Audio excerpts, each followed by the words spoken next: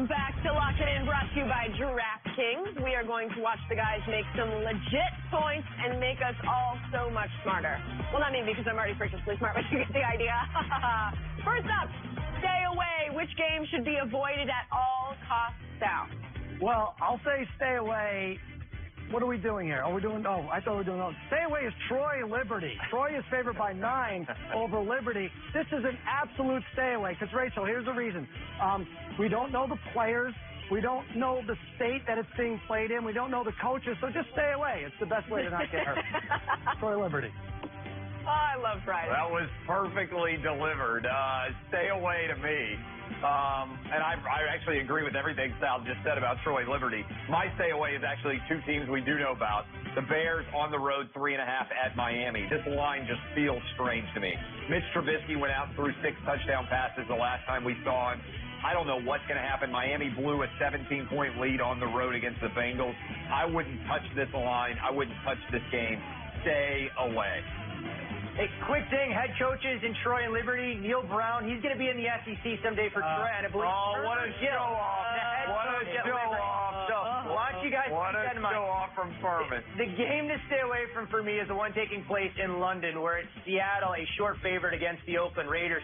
Seattle emptied the tank last week against the Rams and came up just short. Oakland, we know the Raiders have been a go-against team. They're struggling to find an identity. I have no idea which one of these teams is going to travel halfway across the world and play a semblance of American football on an international football pitch. All right, up next, Lock Party. By the way, Furman, where is Liberty?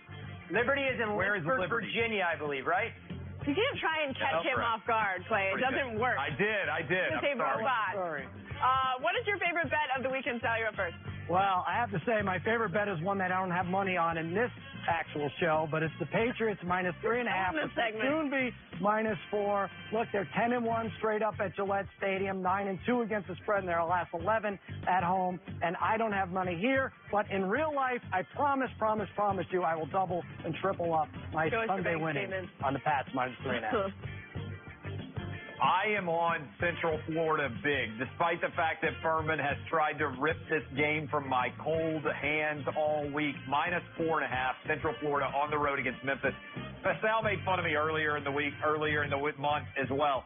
I watch a lot of college football, and embarrassingly, I have watched parts or substantial portions of every Central Florida and Memphis football game this year, which means that I have to be in like the 0.1% of experts on this game, and Central Florida is going to blow Memphis out. Double-digit win. I love this game.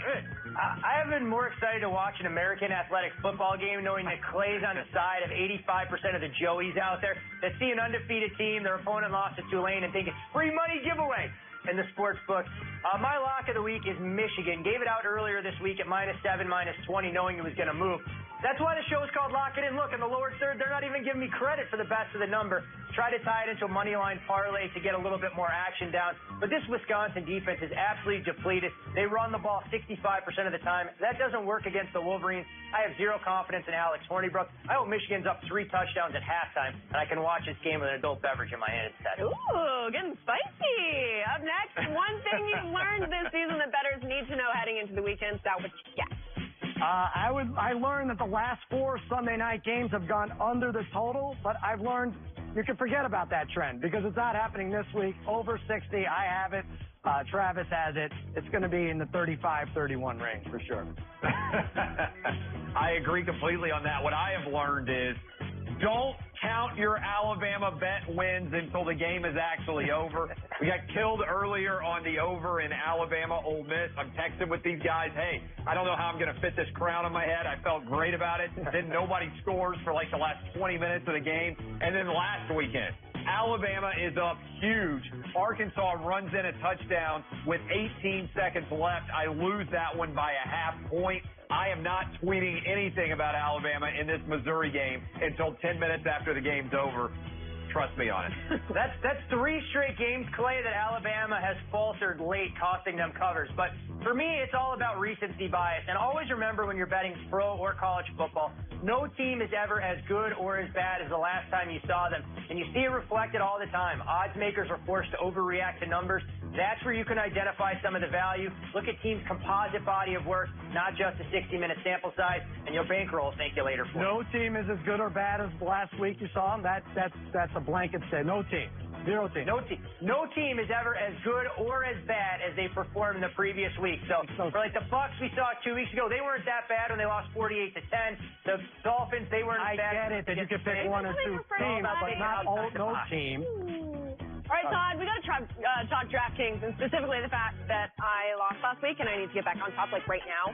Anyways, just wondering who you think is a player that fans should target this weekend, no matter what the price is. But by the way, you've been going pretty pricey this weekend. Like, give me a little bit of a break. I only have so much fake money to spend. I'm trying to give you the expensive players out there, those headliners, Rachel. And here's another big name, Mike Evans for Tampa. Jameis Winston returns, and those two have had a rapport that's allowed them to produce some gaudy numbers in the past against the Falcons. The last 4 games for Evans against Atlanta, when they actually had a living, breathing defense, 70 yards or more. He's had 4 touchdown receptions. I think he goes for 100+. We're talking 6 to 8 catches, and he finds pay dirt at least once. Jameis Winston to Mike Evans. That's the dynamic duo you need in your DraftKings lineup. My confidence is counting on you to get this right. Play free for your share of $1 million in cash prizes this weekend. Download the DraftKings app and sign up using promo code LOCKTODAY. Coming up, we are joined by Mr. Jason Whitlock, or better known in Vegas as that one guy who can't stop betting Ball State volleyball. Fun time. Stick around.